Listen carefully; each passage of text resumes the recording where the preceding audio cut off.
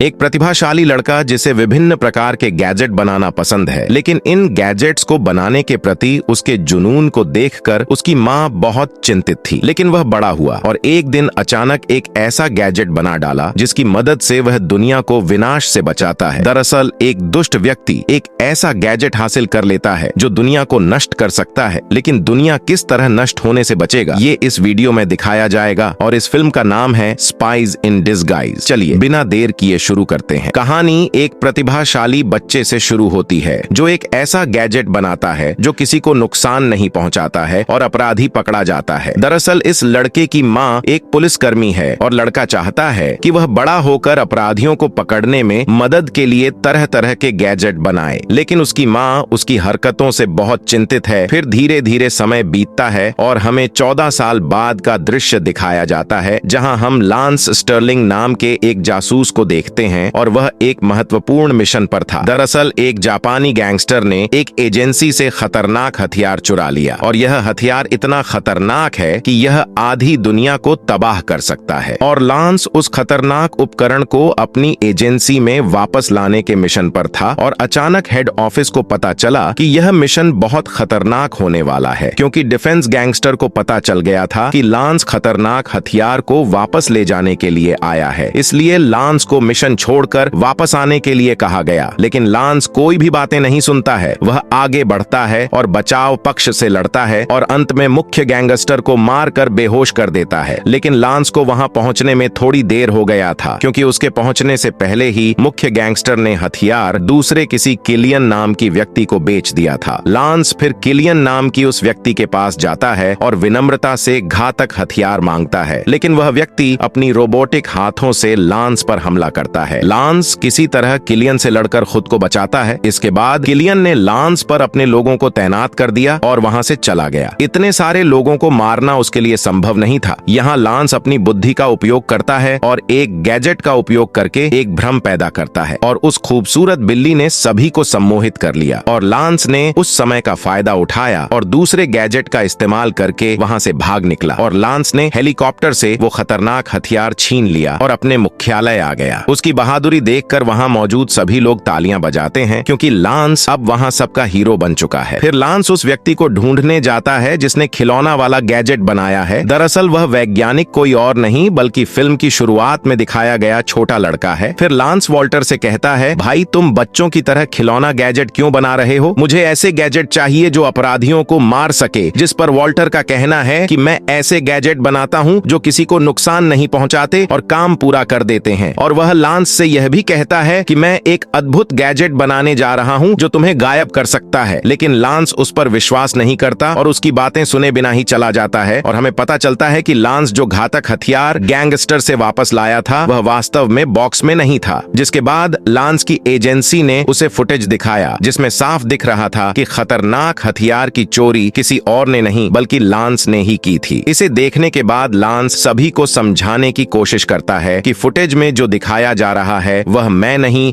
बल्कि एक बहरूपियां है। दरअसल रोबोटिक हाथ वाले आदमी ने लांस के चेहरे को स्कैन करके उसका रूप लेकर खतरनाक हथियार को चुरा लिया था। लेकिन यहाँ किसी ने भी लांस पर विश्वास नहीं किया, इसीलिए उसके पास भागने के अलावा कोई विकल्प नहीं था। इसलिए उसने सच्चाई का पता लगाने के लिए उस वैज्ञानिक के पास जाने का फैसला किया जिसने एक बार उसे किसी को भी गायब करने का गैजेट के बारे में बताया था। इस बीच हम देखते हैं कि वॉल्टर एक कबूतर के पंख को सीरम के साथ मिलाकर ऐसा एक रसायन बनाता है जो अदृश्य बना सकता है। तभी लांस वहां आता है और वॉल्टर लांस को देखकर डर जाता है और उससे पूछता है, तुम्हें तो पुलिस ने गिरफ्तार कर लिया था। और तभी लांस ने वॉल्टर के हाथ में रखा पानी पी लिया। दरअसल यह कोई साधारण पानी नहीं था, यह रासायनिक पानी था जिसे वॉल्टर ने कबूतर के पंख से बनाया था। और उस सीरम में कबूतर के पंख होने की वजह से लांस एक कबूतर में बदल जाता है। इससे वह बहुत क्रोधित हो जाता है और वह वॉल्टर से कहता है कि जितनी जल्दी हो सके मुझे पहले की तरह इंसान बना दो। लेकिन वॉल्टर लांस को कहता है कि मैंने अभी तक इसका एंटीडोट नहीं बनाया है और इसे बनाने में मुझे 24 घंटे लगेंगे। और वॉल्टर ये भी कहता है कि हम यहाँ ज्यादा देर तक नहीं रुक सकते, क्योंकि मैंने गलती से पुलिस को बता दिया था कि तुम यहाँ पर हो। फिर लांस जल्दी से अपनी कार में बैठने के लिए जाता है, लेकिन वह कार कैसे ड्राइव कर सकता है क्योंकि वह अब कबूतर में बदल गया है। जिसके कारण वॉल्टर गाड़ी चलाकर पुलिस को चकमा देकर उसी गैंगस्टर के पास आता है, क्योंकि लांस को असली दुश्मन का पता लगाना था। इसके बाद लांस गैंगस्टर से पूछता है, जल्दी से बताओ किलियन कहाँ छुपा हुआ है। लेकिन गैंगस्टर एक कबूतर को बात करते हुए देखकर सोचता है कि यह कोई गैजेट है, और जैसे ही वह कबूतर को मारने वाला था तभी वॉल्टर आया और अपने गैजेट से गैंगस्टर को पैरालाइज करके लांस को बचा लिया। फिर वॉल्टर किलियन के बारे में सारी जानकारी प्राप्त करने के लिए अपने दूसरे गैजेट का उपयोग करता है, लेकिन तभी पुलिसकर्मी आ जाता है, जिसके चलते वे बालकनी के सहारे वहां से भाग निकले। जिसके बाद वॉल्टर लांस को बताता है कि एंटीडोट लगभग तैयार है। फिर वॉल्टर कबूतर के पंख से एंटीडोट का परीक्षण करता है, लेकिन एंटीडोट फेल हो जाता है। वॉल्टर को कुछ भी समझ में नहीं आ रहा था कि उसने क्या ऐसा गलती किया है, क्योंकि उसने गैजेट बनाने में कभी कोई गलती नहीं की थी। फिर वे किलियन को खोजने के लिए एक नए शहर में पहुंचते हैं, जहां पुलिस पहले से ही उनका इंतजार कर रहा था। पुलिस अधिकारी वॉल्टर से कहता है, जल्दी से बताओ कि लांस कहां है। लेकिन जैसे ही वॉल्टर पुलिस अधिकारियों को कुछ न कहने की वजह से गिरफ्तार करने वाला होता है, पीछे की इमारत में एक विस्फोट होता है और सभी पुलिस जांच करने जाती है। और उसी समय वॉल्टर जांच करने जाता है, जहां उसे पता चलता है कि खतरनाक हथियार डेटा चुरा रहा है। दोस्तों, इसी के साथ वीडियो यहाँ समाप्त होता है। दूसरे भाग को देखने के लिए वीडियो मेरे चैनल पर पोस्ट किया गया है, आप सभी जाकर देख सकते हैं, नहीं तो मैं वीडियो का लिंक डिस्क्रिप्शन में दे दूंगा। वीडियो को अंत तक देखने के लिए धन्यवाद।